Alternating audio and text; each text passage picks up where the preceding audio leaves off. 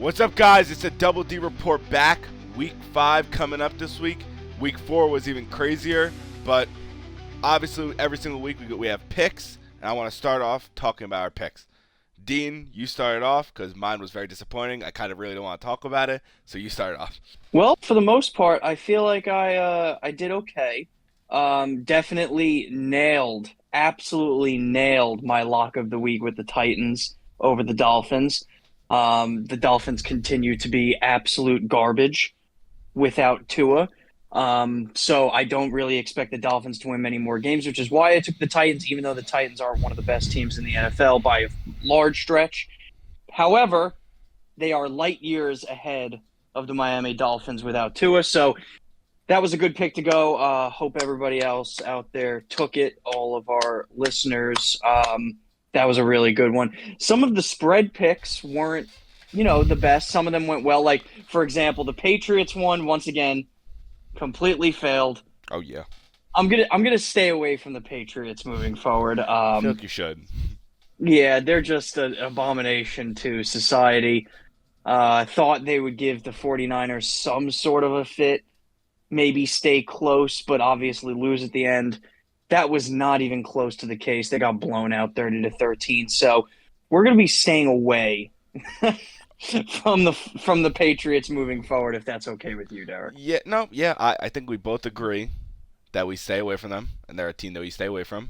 But watch, Yeah. we're going to say this, and then this week, I don't know who they're versing. They're just going to blow out team, whoever fuck they're versing. They're versing the Dolphins. Oh, shit. No, are they really? Oh, Dean, that might be your pick. That might be your lock of the week. Oh my God, they are playing the Dolphins. Holy! All right, we'll revisit this at the end of the podcast and see what I'm feeling. All right. Well, mine was pretty treacherous.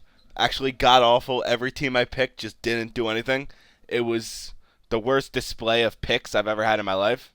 My lock of the week was the Eagles. Baker Mayfield pretty much shat on our chest. It was very bad. Yep. We got shit on. The only person who was the bright side was Saquon Barkley. Not shocked. But without Devontae Smith and A.J. Brown, our quarterback's nothing. And he can't throw the ball for shit right now. Yeah. No. Mr. Jalen Hurts without any weapons with him is pretty much a worse Daniel Jones. Yeah, pretty much. He can run a lot. Well, I don't even think I don't know what happened to him. This motherfucker in his first year was running like the Flash. He was fast as shit. Now it looks like he was running with like 60 pounds on his back. But Yeah. Weight, pussy. One of my first pick was the Rams. Unfortunately, that did not hit because I'm pretty sure. No, it did not. Well, I think that's honestly your fault for taking the Rams. I mean, look, Stafford's still a very good quarterback in this league, and you still have Kyra Williams, but that's really much it. They were going against the Bears. I understand they're going against the Bears, but it's not like the Bears as a team have played horrible in the first 3 weeks of the season. It's more or less Caleb that has played pretty bad.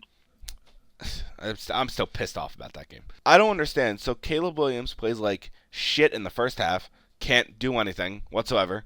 Second half comes around, turns into fucking prime Patrick Mahomes, Tom Brady, throwing dots around the field. Makes no sense. My second pick was, let me just double check, the Colts plus 1.5. I think they were in favor. They were in favor of that game, and that did hit. Yes, that was a good pick. I took the other way around on that. I took Steelers minus 1.5. I think this game really could have gone either way. Luckily for the Colts, they got off to a huge lead in the first half. They went into halftime 17-3. Steelers definitely played much better ball in that second half. Yeah. But, just the Colts getting out to that hot start definitely put the Steelers behind the 8 ball, especially because the Steelers are not one of those teams that if they go down big early, they don't have a prolific offense to come back all the way. Mm-hmm. They're going to rely a lot of their wins on defense. So being behind the 8 ball that early and that large in the first half definitely hurt, but I'll give you the props. Good pick on that one. Thank you. We went against each other on that, but I'll give you that one. I honestly say the reason why the Colts won this game, this is kind of crazy to say, is because AR got hurt. This is Look. I'm being honest because what I saw that Joe Flacco played a great game. Look, I'm not gonna beat a guy while he's down, right? A-Rich has had his issues to begin the year, of course. Mainly, he just can't throw the ball. Yeah, but obviously that's a very big part of being quarterback in the NFL. But look, not going to beat a guy while he's down. Yes, Joe Flacco played a tremendous game, kind of similar to what he did last year with the Browns, where nobody expected him to come in and just absolutely dominate.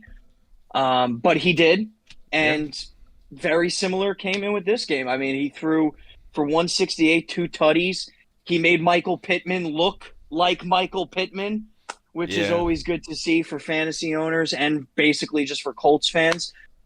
So not sure. I know. I believe in. Correct me if I'm wrong, Derek. They said that A. Rich's injury is day to day. It's not Yeah, considered serious. it's day to day. So I do expect him if he's ready to be in there next week. But if you're a Colts fan, you would have to at least feel good that if he does go down for extended period of time, that Flacco will come in and hopefully give you a flawless transition, if not even better. Yeah, it's I don't know what it is. It's weird because I understand AR is great. I think AR has such like good potential, but I Yeah. feel like that the scheme that he's in is not the right scheme for him. But that's just me. There's like me like seeing it like an outsider. I think like you put him in a better offense, and I feel like he'll excel, like a better offensive like game plan. They need to like focus him like not running the ball, have him stay in the pocket, because this motherfucker is getting hurt from getting outside the pocket. I'm going to disagree with you. Look, he's getting hurt, right?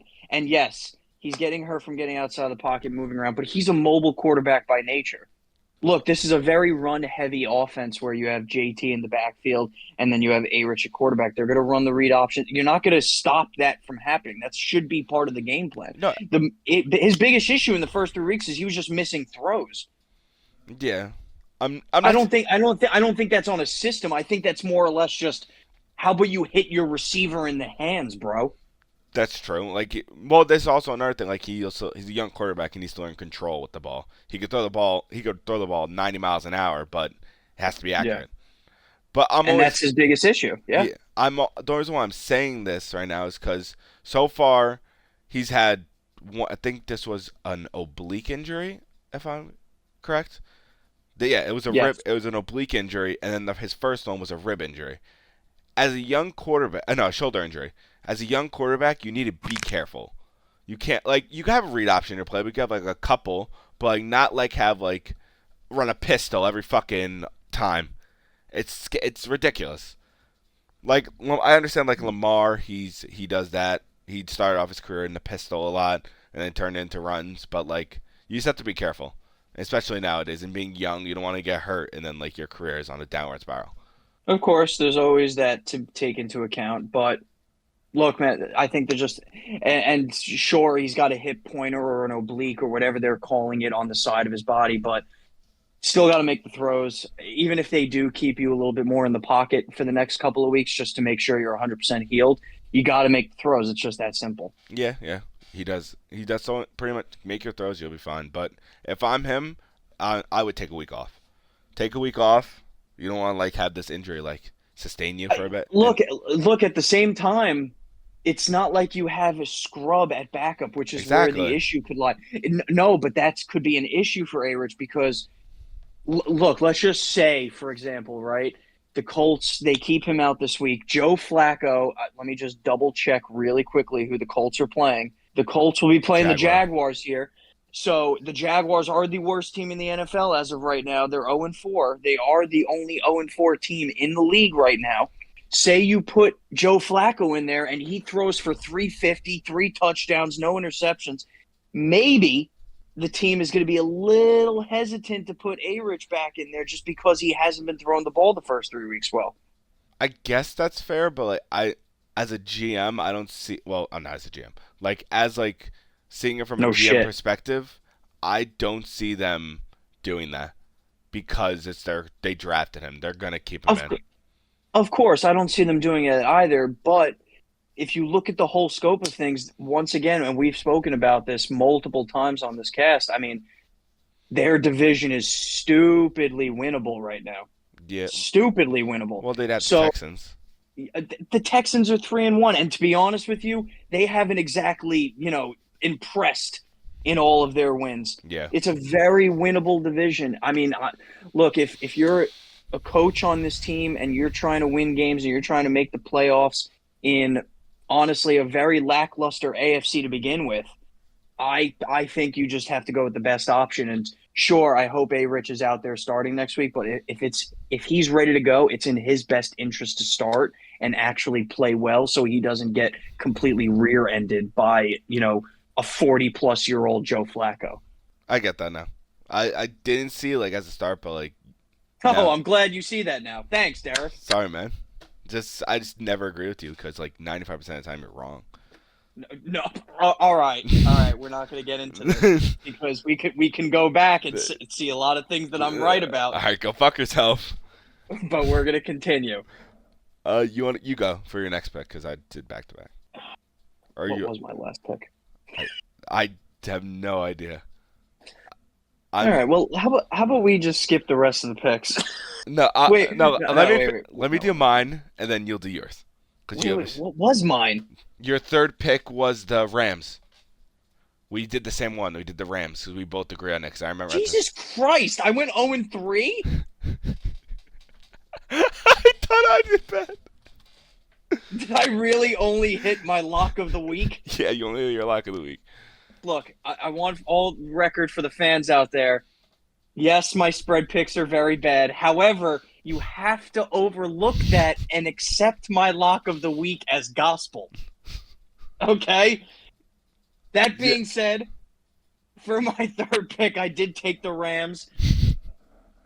They lost to the zesty Caleb Williams and the Bears. You're so fucking bad. I expect nothing, and I'm still let down. Look. There's a reason I quit betting almost now 3 years ago. I do promise, however, that I will improve. I promise. I swear to it. Have some faith in me. That's a promise that's going to be hard for you to keep, buddy. Nope, that's a promise that I'm guaranteed to keep. How about this? Guaranteed on the podcast right now. Book it. This week I'm going at least 2-1 in my spread picks, and I'm going to nail my lock of the week. All right, yeah, I'll make a bet with you there. Guaranteeing it. I'm guaranteeing it. All right, that's you. You're starting off the season rough, Dean. It's understandable. You haven't been betting. It's only up from here. You haven't been betting in a while. The spreads aren't helping you out. It's fine. You'll be fine. You'll get over it, hopefully. I'll go with my pick. I picked the Saints. plus 1. Yeah, it doesn't exactly say that you're doing quite well either. Hey, I did well last week. It makes up for this week. It's sad, I'd say, because the Saints should have won that game, but their defense just imploded on itself and sold them the game. Lost a lot of people money because the Saints were covering the spread, and then the field goal at the end by Young Wei Koo, just fucking. I think you mispronounced Young Ho. It's Young Wei Koo. Young Ho. Young Wei Koo. Young Wei Koo from 58. Young Ho just sounds better, so it's Young Ho. You're a hoe. But yeah, with that I think it was a 58-yard field goal, solidified the game and solidified my spread. Otherwise, I would have went 2 for 3. So it's fine, but obviously my lock just makes my list look horrible. Absolutely horrible. I don't even want to talk about it. Look, we're pretty bad. We can move on from this week and look towards better and better things. Yeah, it only could go better for us. That's how we see it. Right? That's how I want to see it. All right, let's go. Let's move on from this. First thing I want to talk about is the Kansas City Chiefs. They've started off. They're the best. I think they're 4-0. Yeah, they're 4-0. Start off. Aren't you so smart? Shut the fuck up. In the power rankings, they're not number 1. They're number 2. Number 1 is the Vikings. Why do they? How I see it, how are they winning these games when Patrick Mahomes, aka Kermit the Frog, is playing like shit? I think the simple answer here is coaching. It's kind of hard to argue at this point that Andy Reid is, I'm gonna say, the best coach in the NFL. He continues to show it year in, year out with his phenomenal play schemes on offense. And then you look to the defensive side as well, where Steve Spagnuolo is just hitting all of the right buttons. I mean, especially this past week, giving up only 10 points, where you're right, their offense and Patrick Mahomes was very lackluster, but it just proves that they're just a complete football team where they don't need, at this point in the season, they don't need Mahomes to carry them throughout a game. It's more or less just fundamental coaching, not making any mistakes on either side of the ball, which means not taking any stupid penalties and just shutting down the other team's offense when they need to in those pivotal moments. Yeah, that's probably that's why the coaching is a massive reason for it. But I don't know what it like. This might just be from me hating Patrick Mahomes and the Chiefs with every fiber of my being. I just feel like in general, they're just getting lucky that the teams that they're versing are not playing good. I would say Chargers, they had a lot of scoring opportunities in that game. A lot. But they didn't. A missed field goal. I think there was 2 missed field goals, actually, which are game changers in those type of games. In these close games, you need to make your field goals. And obviously, earlier in the game, Rashid Rice got taken out with his knee injury by Patrick Mahomes. Yep. You need. I hate to say this, but like as a Charger, the Chargers as a team, you need to capitalize off of them losing their number one wideout. They have Kelsey, and then who else do they have? Look. To that point, though, you do have to credit their depth. So, on the point of Rice being injured almost immediately, right? Mm-hmm. It just shows how, and trust me, I've been giving him shit the first couple of weeks, and it was absolutely warranted, but it just continues to show how important Travis Kelce is to this team because they trust him with their lives. They trust him with their lives in blocking for the run game and clearly in passing. Rice went out. He immediately became wide receiver 1 again. And that's not to throw away Xavier Worthy or even, an incoming Kareem Hunt, who actually played surprisingly well for his first game in this year. But it just really shows that at the end of the day, man, Mahomes and Kelce, they still have that connection. They still trust each other. And on top of that, Andy Reid trusts them to get the job done. Yeah. Obviously, from seeing it from an outsider, I just see luck. But also, Patrick Mahomes will turn this around. So, realistically speaking, from me just looking at the games and also, seeing the flags and, some, bad scenarios, getting lucky off of that. Like in the Bengal game, the Bengals should have won that game. It was 4th down and 18, and they made a stupid penalty. So it's a penalty nonetheless. Yeah, no, look, that's true. But that's where the coaching comes into play. Discipline. Yeah. Don't have your team take those stupid penalties. If you play fundamental football, especially this year where offense is down across the league, and there's been an absolute fuck ton of more penalties and flags across the league, it's even more important to play fundamental football, not make mistakes, and then just trust in the process. And clearly they're doing that to an absolute perfection so far. Yeah. And it's showing. Yeah, it's I don't know. It's weird. It's seeing the Chiefs start off this good, not that good. It just seems how I see it for the future, that I don't see them winning the conference. But that's just me seeing being optimistic and saying oh, they're gonna play shit for the rest of the year. That's you underestimating a back-to-back Super Bowl champion right now. Yeah, but I think about every player on that team gets older and older every single day. With more experience. Derek, I hate to break it to you. If they started the playoffs and they're still doing this, I'm still taking them. I'm not. They find a way every single time to win. Flag. I like it. They find a way. Anybody in the league can mock them all they want. They're off their slow start. Patty doesn't look great. Travis Kelce looks like a skeleton. It doesn't matter. They're still winning. At the end of the day, all that matters is that you win. Yeah. It doesn't matter how you win. It doesn't have to look sexy. It doesn't have to be sexy. They win. Yeah, you play to win the game, obviously. But I just now for me, I'm making this statement now, and this is probably just me off of seeing how one team played this week and how they've been playing the past 3 weeks or 4 weeks. I think the Ravens are winning the AFC because what they just did to the Bills is petrifying. Derrick Henry rushing for like 199, he had 2 touchdowns, and then Lamar played good, not throwing the ball as much as he didn't have to. Like I don't see their defense and their offense. Well, maybe their offense battling against a sorry Ravens defense, in my opinion. But I just don't see like them like going up against without Rice, because last year Rice was a big focal point in their Super Bowl run. Without Rice, like obviously Worthy's good, but like he's a rookie. He's not gonna like do great things. It's hard. I don't know. The only thing I'll say to that is, one, we don't know how long Rice is going to be out. Right? He could come back at the very end of the year or for playoffs. We know for a fact Pacheco will be back, and call me a critic, call me whatever you want, man. But every single time the Ravens have a above average team the last couple of years and they go into the playoffs, they lose. Lamar Jackson doesn't carry them. They choke against good teams, granted.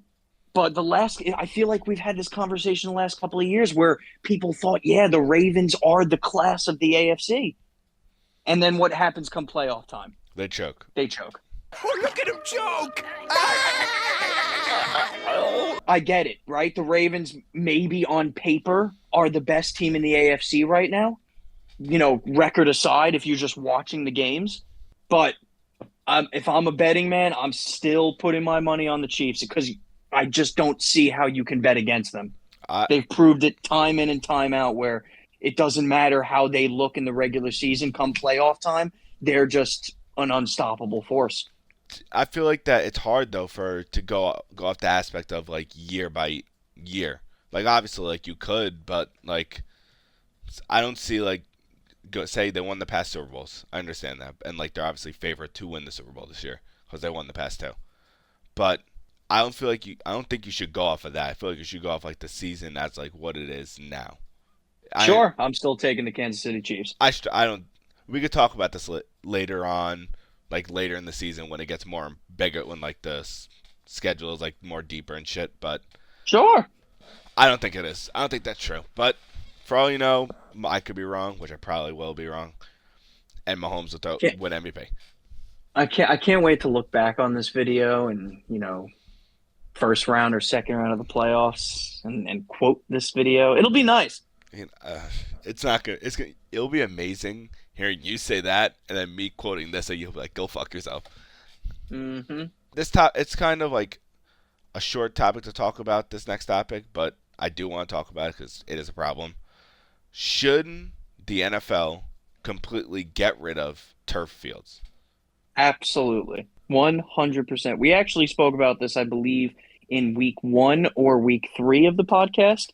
I think it's completely idiotic that it hasn't been mandated across the league yet because there is a direct correlation in studies that turf causes more Achilles and ACL injuries. That's not opinion, it's fact at this point. Yeah.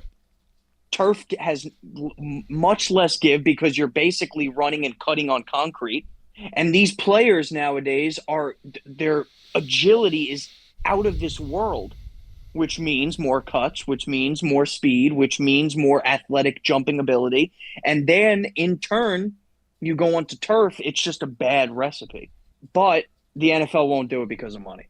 Yeah, which it sucks. But the reason why I'm bringing this topic up, because after watching Thursday night's game, the Giants vs Cowboys, which is I'm very happy, though, because the Giants made that game close against a Cowboy team that should demolish them. That's a different story. But seeing like Micah Parsons, he went down with a leg injury. I think it was a knee injury, and then high ankle sprain. And then DeMarcus Lawrence, he went down with the ankle injury too. Yep, he got put on the IR just this past couple of days. And Zach Martin got hurt. He came back in the game. A bunch of players got hurt in that game, and that's MetLife Field, which is a big fucking stadium, and it brings in a lot of people, holds 80,000 people. I think like at some point the NFL has to be like, all right, get rid of turf fields. The only stadiums that should have turf fields are domes. I don't even think domes should. Well, how are you going to maintain it, Dean? Derek, these are multi-million-dollar franchises.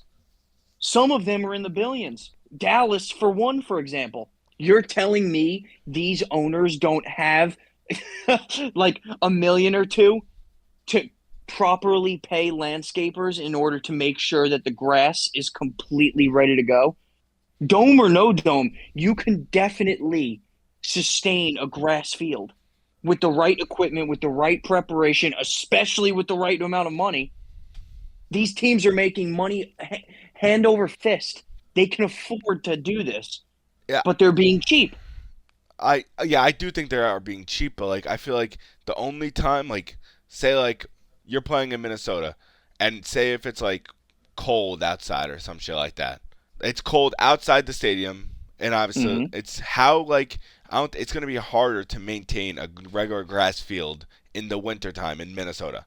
Derek, but look, it's very simple. They have facilities underneath the field, even turf fields that allow them to maintain it. It wouldn't be too much different with grass. Look at hockey, for example, right? They're inside stadiums every single day, but somehow the ice doesn't melt. You're right. It's You're right. because they have the preparations for it. They put the money into it. They have these facilities underneath the ice, or in this case, underneath the fields, in order to completely and utterly sustain this. Also, Canada is very smart. The people who run the NHL are fucking very smart Well, they're individuals. very intelligent because they care about their league. A I've, lot of leagues, and I'm not gonna say the NFL doesn't care about their league because they do in some instances, but a lot of times the NFL takes precedent in profits rather than, for example, health of players, or rather than, for example, viewership numbers.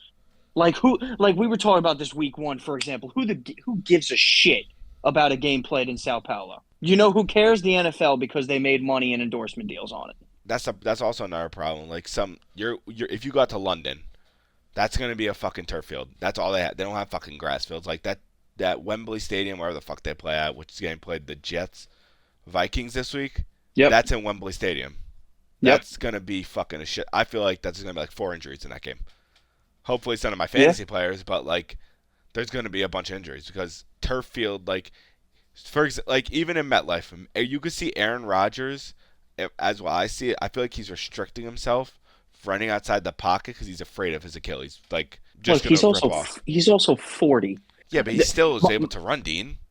My main thing with the NFL is you should absolutely be having grass fields just for the injury purposes alone. And you know what? They're cheap fucks, because the best example here is, for people who don't know, the FIFA World Cup is coming to MetLife Stadium in the United States in 2026. In order to have the World Cup played at MetLife Stadium, FIFA demanded that grass fields be implemented for the soccer games. I did not know that. No, these are just simple things that even soccer players around the world understand. Major soccer players, Cristiano Ronaldo, Lionel Messi, Neymar, they will not play on turf fields because they know what it does to you. And clearly there's enough money involved where it doesn't matter. You can go out there and put a grass field, and you just have to pay for it to be maintained. It's just like obviously like you were saying, like the money and like the Roger Goodell and like owners being like greedy and shit, like not spending the money. But I just don't see like why you wouldn't protect your players, because you're losing. How I see it, you're losing money by not doing this. Clearly they aren't. Yeah, I'd be curious to see how viewership is looking so far this year, but I'd speculate that viewership is, on par, if not a little bit more than last year, regardless of offense being down, regardless of injuries. I think it's going to have to take the NFLPA to get involved, and for them to say our players aren't playing on turf field. Then you can actually start to have those meaningful conversations between the NFL and the NFLPA, because the NFLPA just don't put your players out there on turf fields. Then the NFL and their owners are going to be forced to put out grass fields. yeah, but first, I don't know what it is. Like I don't see why the NFLP hasn't done that, because there's so many like people like Micah Parsons, who else? Nick Bosa, Christian McCaffrey, who spoke out on this. Big players. We need to get rid of turf altogether. And I don't want to hear it like it's an indoor stadium. They make UV lights. You can go grass inside. There's freaking pot barns right down the street that are growing mountains of fucking pot. We can grow grass indoors, all right? I don't want to hear this nonsense. And I'm surprised like the NFL doesn't see like, oh, these are pretty much face plants of the NFL, and they're not doing anything about it. Clearly, it's beyond what we've seen in the public eye. Clearly, look, I wouldn't doubt that these sort of negotiations and discussions haven't happened behind closed doors, but there must be some reason or another that they're not doing it. And my educational guess is it involves money. It's a pretty good educational guess. I think so as well. I agree with you. It is most likely money, but I also think that it's also like, I feel like it's because technically it's not up to Roger Goodell. Like, he could make the decision to like make it for every stadium, but it's also up to the owners because they own their team, they own the stadium. Of course. So I feel like that if they have like, in order for like this to get fixed, either obviously the NFLPA or Roger Goodell needs to have like a league meeting about this. But hey, I hope it changes in the coming years. Obviously, it's not gonna happen next year. I think it'll hopefully like by the World Cup, which is in 2026. 2026. I think by the World Cup, it'll be changed. That's me. We can only hope. Yep, we only can hope. Well, going away from the turf fields and heading over to the Tampa area, do you think that the Tampa Bay Buccaneers should be a team to be afraid of in the NFC? It's a great question.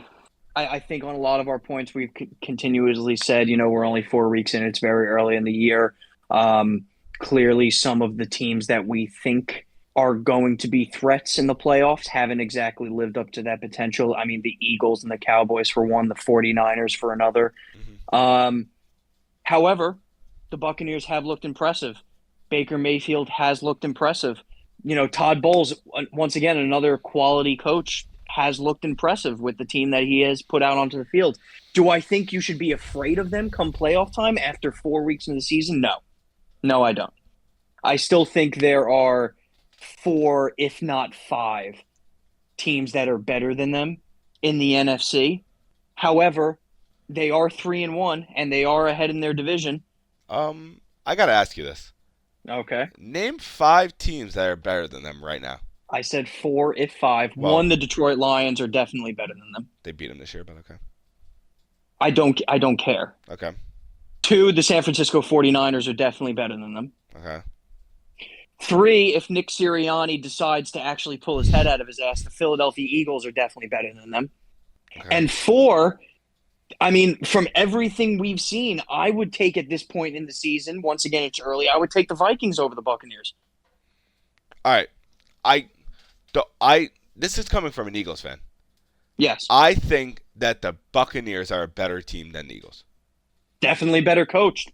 Yeah. That's for sure. So, the only teams I will give to you is the Lions, the Niners, and the Bucs. So I think that they're in the top 4. It could vary. Like I would have to look back, but I think that they're better than the Eagles. They're better than the Cowboys. Look, and there's still a lot of season left. You may be able to argue in 2 or 3 weeks that the Green Bay Packers can leapfrog them if Jordan Love bounces back. You can definitely argue it. You can argue the Seattle Seahawks if they even close to sniff home field advantage. Yeah, home field advantage. You can definitely, and I know you don't like this, and I don't like it as a Giant fan, but you could definitely argue the Cowboys if they pick up their shit. That's not going to happen, but it probably won't happen, but once again, we're very early in the year. Look, my preliminary and my quick answer is no. I don't think the Tampa Bay Buccaneers are a team to be afraid of, but with the caveat that we're only 4 weeks into the year, and on top of that, if they do play the Philadelphia Eagles in the playoffs, automatically take the Buccaneers. Yeah, they own us. Yes, they do. Todd Bowles has Nick Sirianni, fucking Jalen Hurts' ass on a fucking platter. Just Nick Sirianni is literally the epitome of having two marbles rolling around in his brain. Love him as an Eagles fan, but I hate him as an Eagles fan, if that makes sense. You love him as an Eagles fan only because when you're winning, he makes these stupid faces on the sideline and he gloats in the media. Yeah, that's pretty funny to say. But I hate his fucking decisions. He's just, I want to fucking strangle the guy. I fucking Because he's hate not him. a good coach. The thing, And it's finally showing. yeah, but it just makes no sense because the past couple of years, he's been the offense that we ran has been phenomenal. Like with the staff that he brought in originally, great. Staff now, horrible. I feel like that it's all based on the staff that you have. Like, I don't think he's a horrible coach. I hate him this year, but I feel like that our offensive coordinator, our defensive coordinator. No, I'm going to tell you why. When he first came in, he was doing so great, and he's not now. It's because he's not a good coach, and for the simple reason being he hasn't changed anything.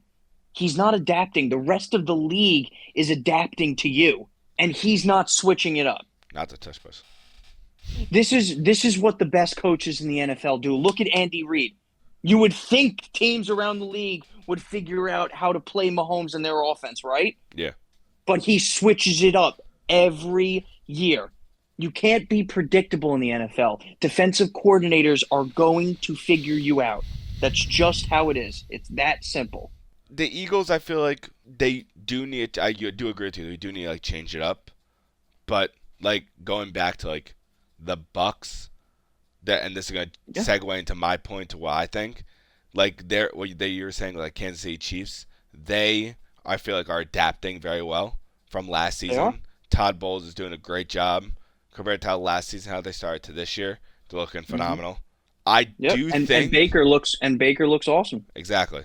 I do think this is a team that the NFC should be afraid of because I know it's early and I know they lost to the Broncos. That was their loss, and they played a bad game. But just the way how I see it in the NFL is that your team is run by your quarterback and your defense. Those two things don't play well, it's harder for you to win games. So with Baker Mayfield playing phenomenal on all cylinders, passing the ball well, playing very smart, good captain. I'm pretty sure he's the captain. Lead hyping up the team on the sidelines, everything. And then the defense that's showing up, which has always been good. Always had star players all around the board. With them all sticking together and all playing well, I think they are a team to be afraid of. While in other sides, teams that we weren't expecting, the Eagles, the Cowboys, the Niners, they're playing good, but I feel like that the way that the Bucks are playing, I only can see it going up from here. And it's crazy to say this because last week I said that Baker's might not play good and shit. I was talking shit about him, and then he throws for 4 touchdowns against my team. So look, there's no doubt they got off to a very good start this year. Their one loss, chalk it up as just an anomaly, right? Even the Jets just lost to the Denver Broncos, all right? Yeah. So it's nothing to be completely concerned about this early in the year. They're playing very good football. They made the Philadelphia Eagles look like a non-contender at points during that game. Oh, so sad. They're definitely on the right track, and I do think they'd win the division, barring some sort of horrific injuries or some sort of course change that I don't foresee, because their division is exactly the strongest. However, do I see them as the class of the NFC, or do I see them as a threat in the NFC? I really don't. I still think, like I said, I see my tier 1 is the Detroit Lions. Fair. And then there's those few tier 2 teams like the 49ers, the Eagles, the Vikings that I think could still beat them in a playoff game. Actually, I shouldn't say that. The Eagles would never beat them in a playoff game. But I do think there's other teams in a playoff game that can beat them, that if I'm going into the playoffs, I'm not exactly afraid to play the Tampa Bay Buccaneers right now. Obviously, as I was saying before, I do disagree because that stadium is crazy to play in. Tampa Bay is a crazy stadium to play in. Their fans are fucking psychotic. They're loud as shit. I wouldn't say it's nothing compared to Seattle, but it's still a hard stadium to play in at home in a playoff game. So if, say, God forbid, Bucks keep this way and they end up taking the first seed, it's going to be hard as fuck for, say, San Fran or Detroit or Packers a team to go into Tampa and win that game, especially because it's going to be January. It's going to be like the weather's going to be weird in Tampa. It's going to be like muggy, disgusting, and it's hard for teams to play in that weather. Okay. Well, look, a lot of season left, a lot of these points. When you're talking about playoffs in week 4, so many things could change, and I think we're going to see that come, week 10. Yeah. But I think that was a good discussion topic. I think you can definitely argue both ways on just based on how the NFC is going so far. Yeah. Well, segue over from teams, I want to talk about a player, and it's got announced today. And I just want to hear like some teams that you think this guy would fit perfectly in. Davante Adams requested a trade today from the Raiders, which in my opinion is shocking because he won. The only reason why I'm saying it's shocking is because when he was the one who he wanted Antonio Pierce to be the head coach. He was leading the pack, like pretty much leading the fucking riot to have him stay there. And then for him to request a trade today, I feel like it's just weird. But I want to hear your like best fits for him. Well, I mean, first and foremost, the only reason I'm not surprised per se about a requested trade is because losing changes a lot of things, Derek. Yeah. Losing changes mentalities, especially when you have Gardner Minshew throwing you the football. Things don't exactly get better from there on out. Now, I completely agree with you that it is a little weird that he was advocating for Paul Pierce. But then again, everybody was. So clearly Paul Pierce is a good guy, and I think he was the direction. Antonio Pierce. Thank you, Jesus. It's been a long day. I'm not exactly surprised. My number one target, I think he would be phenomenal on the Baltimore Ravens. Jesus Christ. I think that is a match made in heaven. Nobody in that receiving core exactly looks great. Zay Flowers does not look anywhere near the receiver they were hoping him for this year. I mean, he just pulled up a stinker in a game where they scored 35 points. Yeah. They're relying very heavily on their run game and Derrick Henry and Lamar Jackson, but a guy like Davante Adams on the outside where you can finally put Zay Flowers fully into the slot and then have Andrews in the tight end position. I mean, that's likely. Let's be real, likely. Either one, that just completes your team. Yeah. And they have the draft capital to do it. Who gives a shit? Go give a first-round pick. Yeah, you're in a Super Bowl hunt. Yeah, that I didn't even think of that team did not even pop up in my head at all. Oh, I wonder who's popped into your head. You might be actually shocked. Let's and hear I it. really hope this doesn't happen. I think that the Cowboys would. Oh Christ! I hate to fucking say this, but I can see him going to the Cowboys. Purely the reason why I see Jerry Jones seeing how the offense is not clicking as well, and bringing in a player like Davante Adams could change that. Having Davante and CeeDee Lamb in the same wide receiving room would be actually insane. Yeah. No, that's a good match. There is a couple of problems with it. Just off the top of my head, the first thing is cap space. So if you basically do trade for Davante Adams, you're completely forfeiting any chance of signing Micah Parsons. Yeah, that's the only thing against it. But if they, for all you know, Micah Parsons could be a team player. I don't know if he is. Obviously, no one in the NFL knows if he is. Could just say, all right, we bring in him. I get my Super Bowl. I take the pay cut. And Davante only has 2 years left in his contract. Not only does nobody know if Micah Parsons is a team player, nobody in the NFL is a team player, Derek. Yeah. This is a very money-based league where there's not a lot of pay cuts floating around, especially maybe for some of the older guys, right? You can argue that. Well, but Micah Parsons is about to get absolutely paid in his first big contract. I hope he does. He's a great linebacker. I hope it's not the He Cowboys. will. I just hope it's not for Dallas. Exactly. So we can both agree on that. Absolutely. I do the fit itself for 1 year. That's a very good team. I like that option. But do I see it working logistically? Probably not. But you never know. Yeah, I'm gonna do 3 teams that I could think off the top of my head Another team is the Bills. Mm. They finally have the cap space to bring in someone like that because the only person who they're paying big is Josh Allen. Yeah, and they shed a lot of cap space in the offseason. They shed a bunch of cap space by letting Jordan Poyer go, Diggs, Stephon Diggs trade, yep. a bunch of linemen. The only big people that they're playing is their right tackle, Deion Dawkins, and then Allen. But they could take a fucking Devontae Adams, and then Devontae Adams could help all the young wide receivers there, such as like Shakir, Keon Coleman. Yep. I could see that happening, and if they do get him, I think obviously, well, I even think before that they're a lock to win that division. Look, it's crazy. There's so many good options for him out there that you could say. I mean, we just said 3 teams, me and you combined, right? Mm-hmm. That no way in hell is on anybody's first choice because obviously everybody's thinking the New York Jets. Yeah, I don't think he's going to the Jets. I just don't think he's going to the New York Jets, though. I completely agree with you. It's crazy how many different teams out there could use a bona fide number 1 receiver.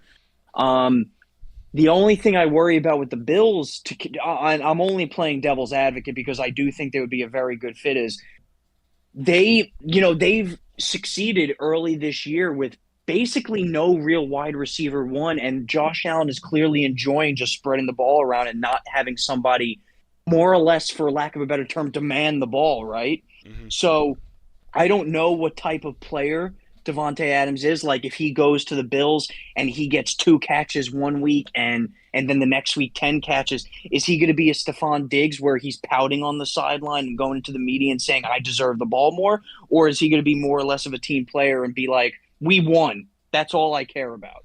So in that same vein, I'm going to give you one more team for myself. Uh-huh.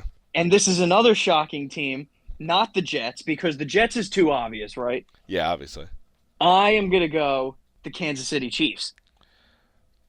Dean, I swear on everything I own, I was just going to say something that actually I want to hear why you're saying the Chiefs first, and then I'll say what I was going to say. Well, look, I mean, for starters, it's the injuries, obviously, right? Rice is a huge injury. He's going to be out at least 6 to 8 weeks. You have Pacheco out there in the backfield who absolutely dampers your running game. I mean, don't get me wrong, Kareem Hunt looked good the first week, but are you going to really rely on winning a game with your running game and Kareem Hunt? And it's just not going to happen. So obviously injuries are a huge factor here, and there's no doubt in my mind that Mahomes and Devontae Adams would be an absolutely fucking lethal combination. That's really more or less my reasoning. Plus, on top of that, they had the draft capital to trade. I mean, at that point, it's not really an issue for them because who gives a shit if you give up your first round next year? It's not like, they absolutely need that. They're going for a 3-peat at this point. Yeah. So draft capital really doesn't matter too much, and you have all your main guys already signed via contracts. So I don't think that would be too big of an issue. The only issue I foresee in this is, are the Raiders really going to trade in their division to the Kansas City Chiefs? It's the NFL. I don't see. I don't. NFL. It is the NFL, but at the same time, look, and maybe I'm just not exactly up to par with that kind of division where there's not a ton of rivals because the Chiefs have just absolutely dominated the last 5+ years. Yeah. But do you ever foresee a trade happening between the Cowboys and the Giants? Between the Eagles and the Giants, between the Eagles and the Cowboys? It did happen. Huh? It happened in the draft. That's how the Eagles have Jalen Carter. But I'm saying for a major player like that.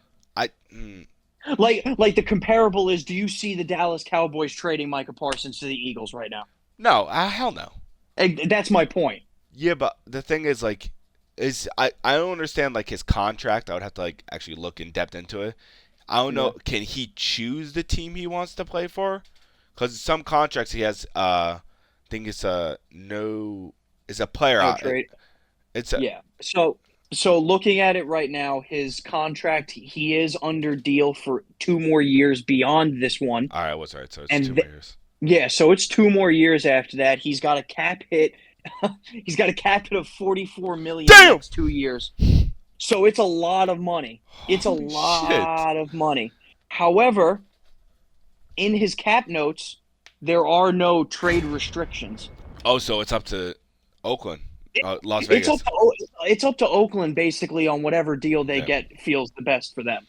Shit. Well, this was because my next pick, who I think he could end up is, which would be I think this is like a perfect fit for him, is the Chargers. Into the division again. That's the only problem is in the division, but Justin Herbert having a good wide receiver one with the new coach, which I think that it's Jim Harbaugh, yes. Yep. Jim Harbaugh coaching that team the way he's been coaching it has been phenomenal, and having fucking Devontae Adams in that wide receiver room with the rookie, and then the second year Quinn Johnson, like that would just be insane. It would be. Your offense would definitely get more dynamic. I mean, they haven't looked great so far, but very, it's the first year of, like you said, a new coach and Harbaugh coming in and changing the system around. It would definitely help those guys on the outside, like Quinn Johnson, like McConkey, even maybe a Palmer, who hasn't exactly looked great. It would definitely help that. It would give Herbert a huge target out there on the outside. I think there's more than one reason that it wouldn't work other than in the division. I'm not sure he's Harbaugh's type of player. I mean, I think Harbaugh's trying to build something from the ground up, and they're clearly not going for it, this year or maybe even next year. Do you really want to spend a $44 million cap hit on a wide receiver when you're teetering on rebuilding? I will say, completely off track though, just looking at this and really just talking about the interdivision stuff, it's insane how good the AFC West's coaches are. Yeah. It's very impressive when you have Andy Reid, Antonio Pierce, Jim Harbaugh, and then Sean Payton on the Broncos. It's really crazy, but that's just a little tidbit. I just really got in awe of how good that division is coaching wise. Yeah, it's very good coaching wise. Like you go against teams where you're playing checkers. These coaches are playing chess against you. The Broncos have stolen wins this year. Yeah. And it's no doubt in my mind it's because of their coaching. Oh, 100%. The Raiders have stolen wins this year, once again on coaching. Yeah. The Chargers have definitely stolen wins because of Harbaugh's coaching. It's really crazy to see. It definitely shows how important a coach is still in the NFL. Oh, 100%. Two quick questions I have for you. One question is, can you see Devontae going back to Green Bay? No. And why? Nope. Why don't you see that? Look, my immediate answer was no. One, because they wouldn't give him the large contract to begin with, and they would rather have traded him than give him the large contract. But they also paid Rodgers at the time. You had to think about that. Of course, I understand, but wouldn't you want to have paid Devontae Adams with Rodgers? Yeah. They made a conscious decision to trade him rather than to re-sign him. Yeah, you're right. So I don't exactly think there's good blood in between those two. Mm-hmm. And then on starters, I mean, towards the end of Adams' career, it was still, what's his name? LaFleur was still the head coach, so I'm not exactly sure they get along quite well. All right, that's fair. Last question. Simple answer, no. I don't think that's even in the cards. Okay. Last question. Well, I'll answer it for myself first, and I want to hear you.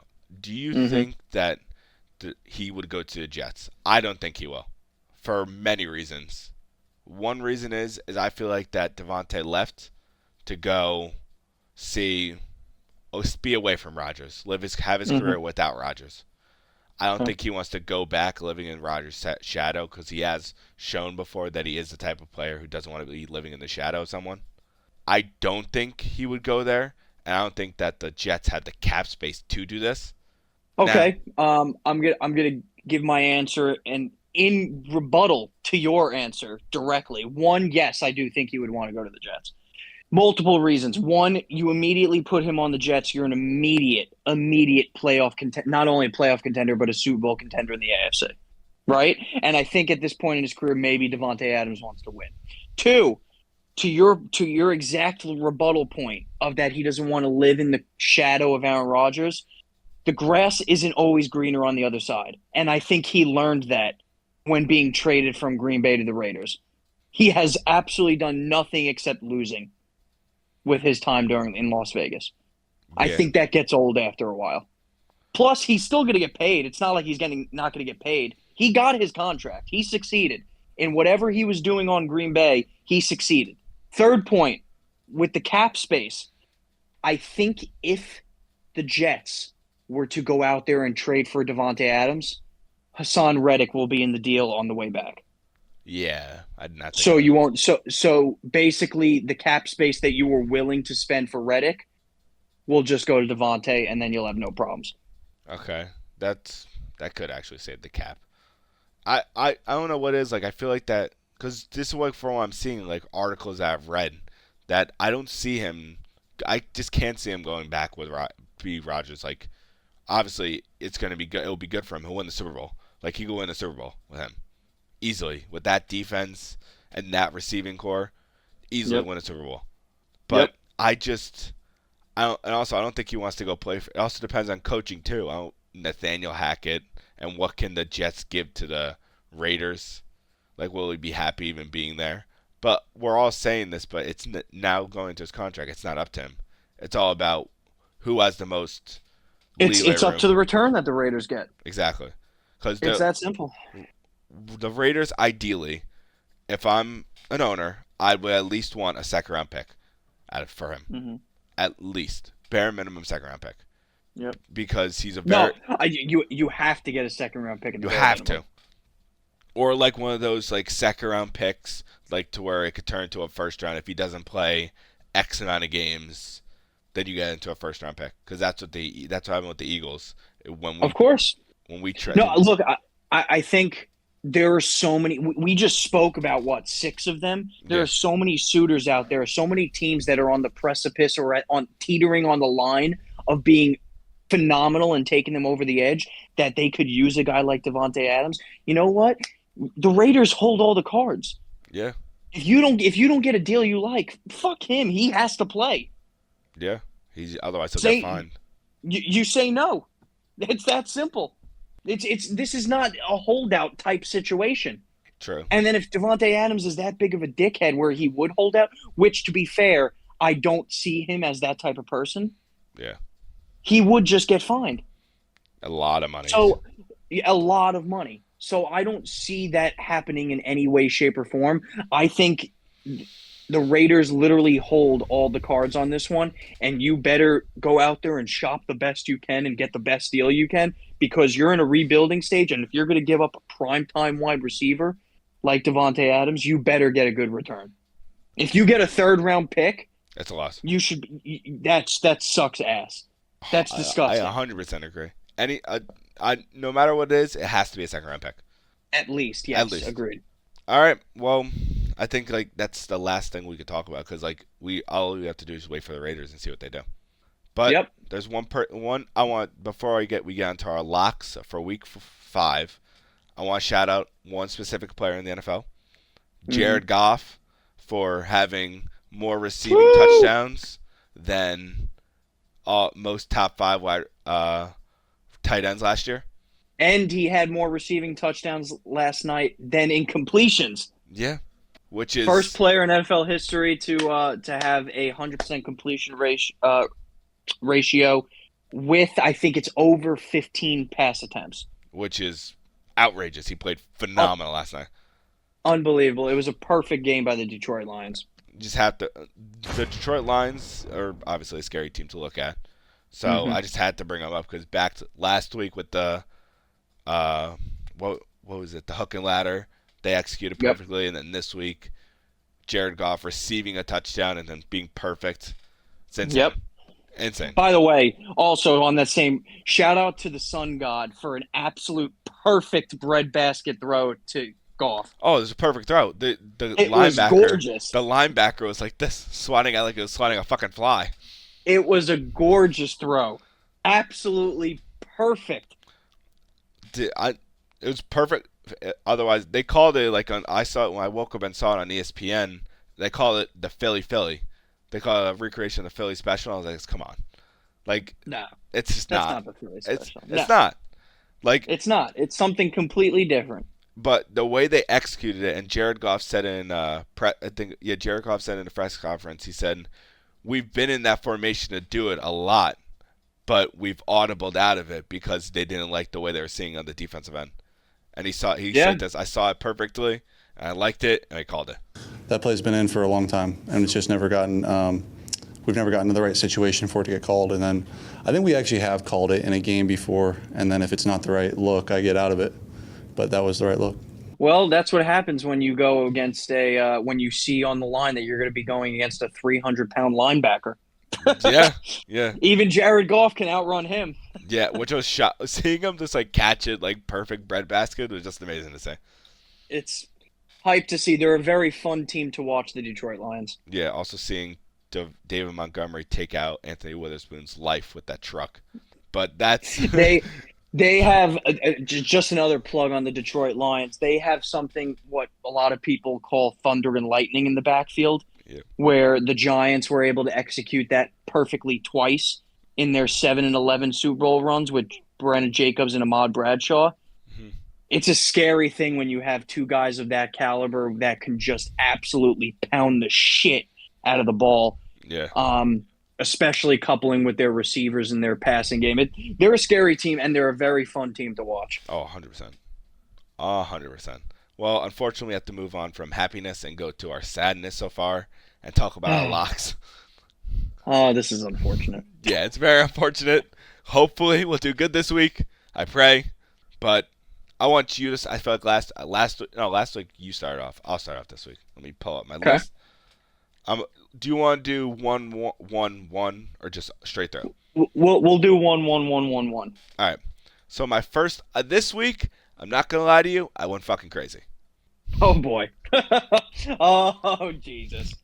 So my first pick, I'm taking the Saints +5. Wow, the Saints +5. And that's a bold one. I'm pretty sure could be wrong. I'm pretty sure they're playing the Kansas City Chiefs. They are on Monday Night Football. I'm taking the Saints +5 against that team. Purely because I think they're going to bounce back from having 2 bad weeks and just play exponential on fucking Monday Night Football and win that. I honestly think they're going to win that game. I respect that. I respect the hustle there, Derek. But my first pick is going to be the Green Bay Packers -3.5 against the Los Angeles Rams. Packers really had a very poor week last week. The Rams still have absolutely nobody to throw to on the offensive side of the ball. I think Green Bay has a bounce-back week. I think Jordan Love gets back into a little bit of rhythm, and I think they take care of business against the Rams. I don't have a rebuttal with that because I was going to pick that. But I was like, because I didn't want to go too crazy. You still crazy. Can. Well, I already have I wrote down my picks. I have them all locked in pretty much. So I'm going to take the Ravens -2.5. I like it. Because I think that they're just hot. I don't see going off like last week and the week before that. Scored 28 against Dallas in their home stadium. And they scored 35. It was 35? Yep. 35 against the Bills. I just don't see it. I don't see them being stopped in general.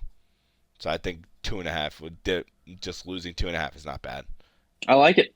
I like it a lot. So, I mean, I'm having a tough time rebuting you on these, and that's scaring me a little bit. But my next one, I'm going to go the Buffalo Bills, who are somehow underdogs. I'm going to go +1 against the Houston Texans here. The Texans haven't shown me much this year so far. Yes, they're 3-1, but no, I have not been exactly impressed with the way they've been playing. I think they've squeaked by on a couple of wins. I think the Bills have played a much better brand of football. Yes, they just got blown out to the Ravens, but I think it was just a perfect storm of things happening where the Ravens needed a bounce-back game. I think the Bills come out, take care of business, get back into winning ways. I'm going to take the Buffalo Bills +1. Okay. Well, this is ironic because I checked the lines probably, I think it was like 2 hours ago. And when I checked it, the Bills were favored. Are they now? The line switched? I could be wrong, but I'm pretty sure that the line switched because I took the Texans +1. Interesting. All right. Well, now I'm going to have to look it up in real time right now because I will not be bamboozled.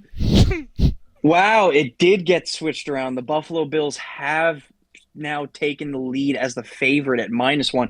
I'll switch it on my end. I'm still going to take the Bills -1, but you can go now. Well, I'm take the Tech. I do think that the Texans are going to win that game, or I think the one will actually help out. Well, actually, no matter what, the one will make a difference. But I do think the Texans will win that game. They have started off slow, as you said, but I think they will bounce back. Hopefully, Joe Mixon is eyeing a comeback this week from his, I think it's an ankle injury that he's dealing with right now. Yep. So I think he'll come back this week. The offense will be back on clicking on all cylinders, and I do think it's going to be a very good game. Obviously, game of the week. I agree. I actually do agree on that. I think it's going to be a tremendous game. Both teams definitely have winning ways, very prolific offenses. I think it's going to be quite good to watch.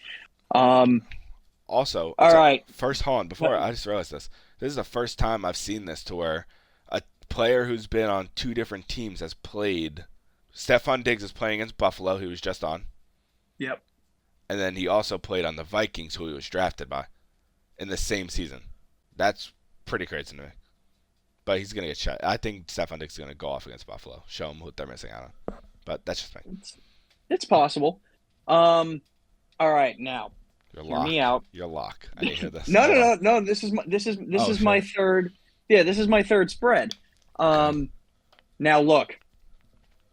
Oh no. I realized the first two times it did not go well. Oh my god. But this fucking guy. I am going to go back to the well. I am going to take the New England Patriots -1 against the Miami Dolphins. Oh I think the Patriots win against an absolute anemic team without a quarterback. Yeah. The thing, like, I. Third time's a charm, Derek. Third time is a charm. Third time's a charm. I would like to argue with you, but the Dolphins have done absolutely nothing. I think they've, in the past 2 weeks without Tua, they've accumulated, combined, 300 yards. They're not good. It's not looking good. I thought that, I'm surprised the fucking Patriots aren't favored by like 3 in that game. Honestly. Well, because it's the New England Patriots. The only thing that I could say to it is that the past couple of years, the Miami Dolphins have owned the Patriots. In every aspect, they've beaten them every single time. Don't care. Third time's a charm. New England Patriots, don't let me down, baby. They're going to let you down so bad, dude. They're going to screw you over again. Oh, yeah. I'm ready to hurt again. Do you want Did you do your 3 spreads? I did do my 3 spreads. Perfect. Let's hear your lock of the week. Yep. All right, so my lock of the week. It's not shocking. I'm going with a hot team. They're going against sorry-ass Cleveland Browns. Going with the Commanders. Wow. Jalen Daniels, however the fuck you want to call him, playing great football. Defense is playing good. Dan Quinn is coaching the team phenomenally. It's hard for me not to take them in this game, and I feel like they have a tough schedule going down the stretch, so I'm fine with using them now. Yeah. No, I think that's definitely a good one. I like it. Don't get me wrong. I do think the Commanders are a little fraudulent. I think they're playing over their head, but then again, the Rapists and the Browns have not been playing well. So, yeah. My lock of the week. Oh God. At home, the Seattle Seahawks over the New York Giants. I do not see a universe. You can go all Doctor Strange on this shit. You can look into 14 million and 5 different universes and outcomes. There is not one in which the New York Giants win this football game. I think the 12th man roars on this one. I think the Giants get absolutely penetrated and their assholes are 3 inches gaping wide after this game. Who the fuck starts a conversation like that? I just sat down. I think this one is a relatively easy one for me. Even as a Giants fan, I don't even give a shit. Oh my God. I think the Giants just get absolutely, railroaded? completely, 100% railroaded by a 12-inch large penis. Jesus Christ. The only thing that I have to ask you, because I don't have anything on the Giants, is Malik Neighbors playing this week? It is 50-50 from what I've heard. You got to remember it's a concussion. He definitely was out of it afterwards. If I'm the Giants, personally, I hold him out. You know, this kid is your rookie star. Yeah. I would not take a chance in damaging him any further than you have to, especially against a very good defense in the Seahawks. You know, personally, I would hold him out. It's not worth it, especially when let's be realistic here, you have no chance of winning. But it has not been decided yet. I've not heard any news yet, so I guess that's to be decided. This is what I'm going to say against this. They have Malik Neighbors, they're winning that game. They don't have Malik Neighbors. Oh, Jesus Christ. Oh, my God. Did you actually just say that? I do think that if they have Malik Neighbors, they're winning that game. Oh, Jesus. Because why do I even do a podcast with you? I don't know. I really don't know. I don't know. I just feel like that the Seattle is such a beatable team. That's just how I see it. Simple as that. Derek, it's the New York Giants.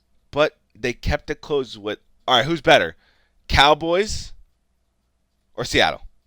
Seattle. Yeah.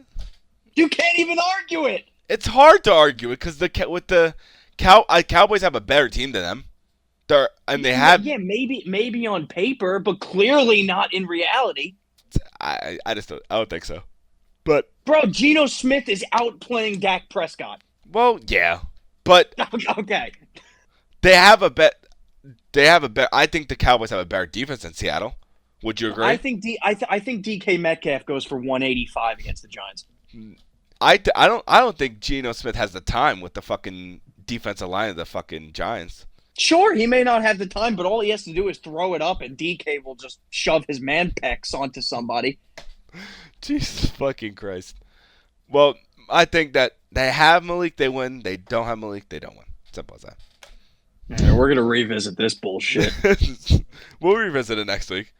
All right, okay. Then we could go on to your segment that you introduced, which I... Yes, sir. We're going to go our third rendition of Baller of the Week.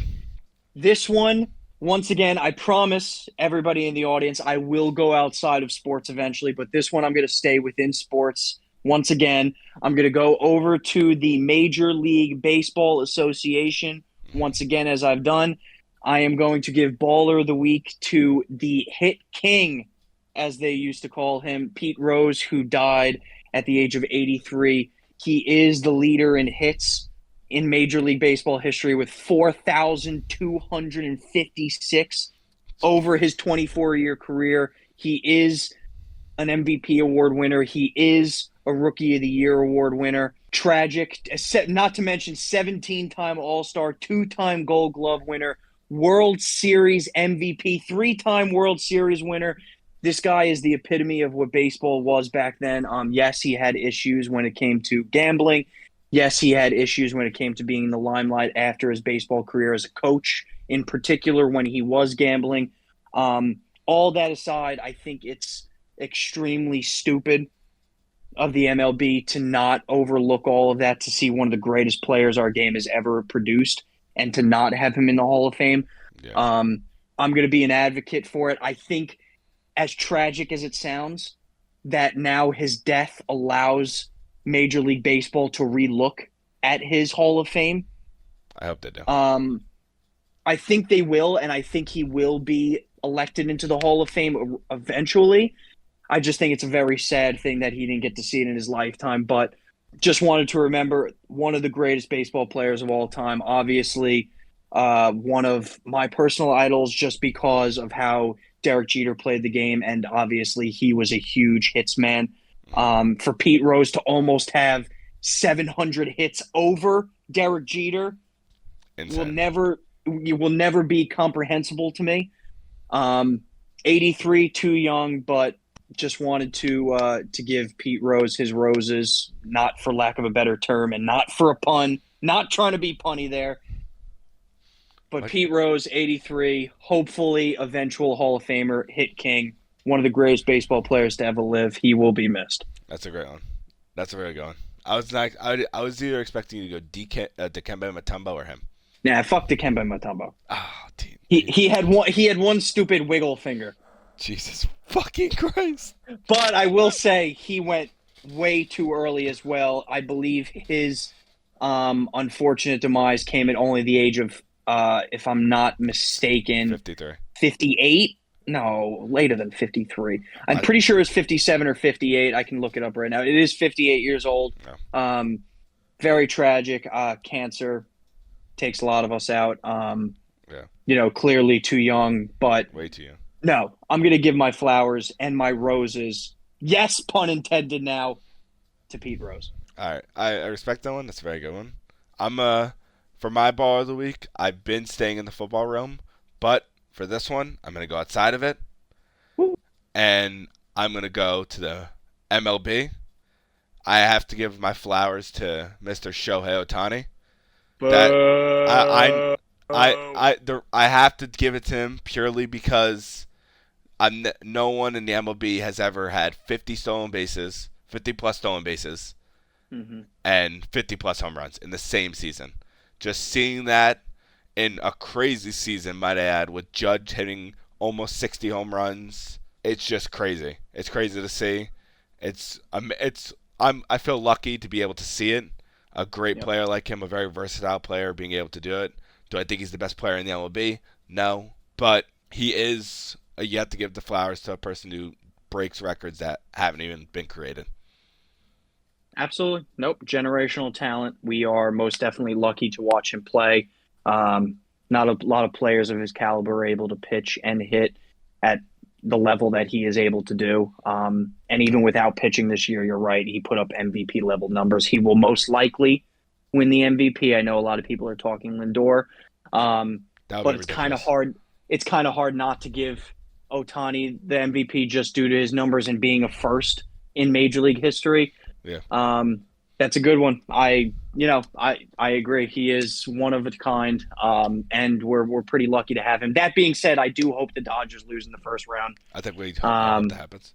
There's one last thing I want to add on to it is that I think it's also cool I don't know if you heard about this. What Topps are doing? They're making I did not. They're making a 1-of-1 baseball card. It's called the logo. It's called the Logo Man. The card. They're taking the logo from when he hit the 50th home run and the 50th stolen base all in the same game, to where they're taking the logo out the back, putting it on the jersey, and him signing it, and they're putting it in a box, and they're selling the box for $250. So, Jesus Christ, $250. It's a 10-pack box for $250. Each pack is $25. How many of these packs are they selling? So, like, what are the odds of somebody, maybe myself, pulling this beautiful card? They haven't fully released it yet, but I will let you know after I purchase it, because I will be buying a box.